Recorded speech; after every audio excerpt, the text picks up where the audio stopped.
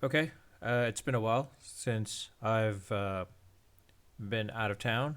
Had my laptop, but I didn't have the mic. Got a not a new mic, but brought back a mic that was from New York. Brought it back to California. So it's a Moana Ferry compared to the Blue Yeti. But you know what? Kind of fan of the Moana. I mean, for the stuff that I'm doing right now. Anyways, uh, Giants losing on Sunday, since I was actually traveling Sunday, Monday. Giants losing on Sunday. It Seattle exposed the Giants' weakness, which was the three big weaknesses: their defense, their wide receivers.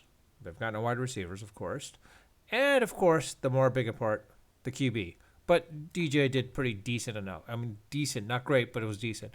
But the defense and the wide receivers were the biggest blunders or biggest weaknesses for the Giants, unfortunately. Um,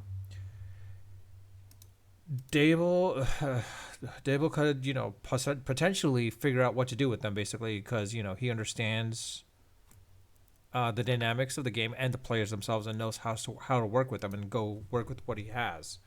So honestly, it's more of a case where like I'm not sure exactly how this comes about as to what they should do. I mean, they could trade um, for someone, another wide receiver. I mean, the fact that they were able to get something for Tony was amazing. I mean, I thought for sure they would never get a draft pick, but to get two potential draft picks, I mean, granted, it's not first or second rounders, but still decently enough. It was impressive.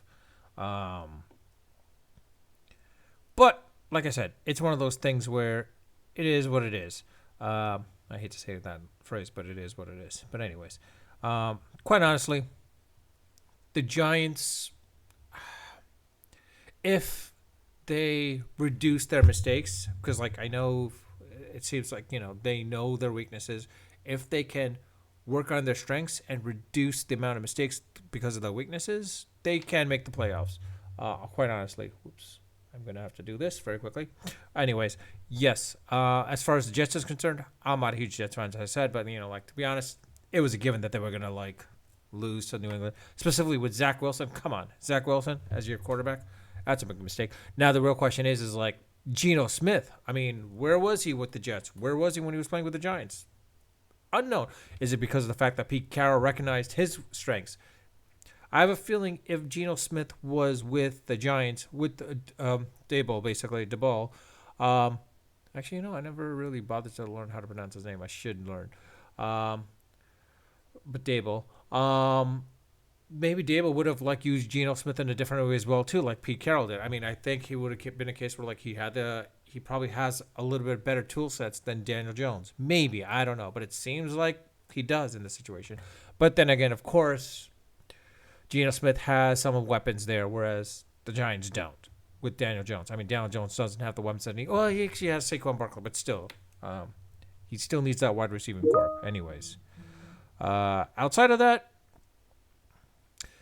it will be an interesting couple of weeks now that the Giants are on a bye week this week. So, like, it'll be next interesting couple of weeks with their schedule, basically. I mean, specifically when they're playing with the Commanders, Washington Commanders, as well as the.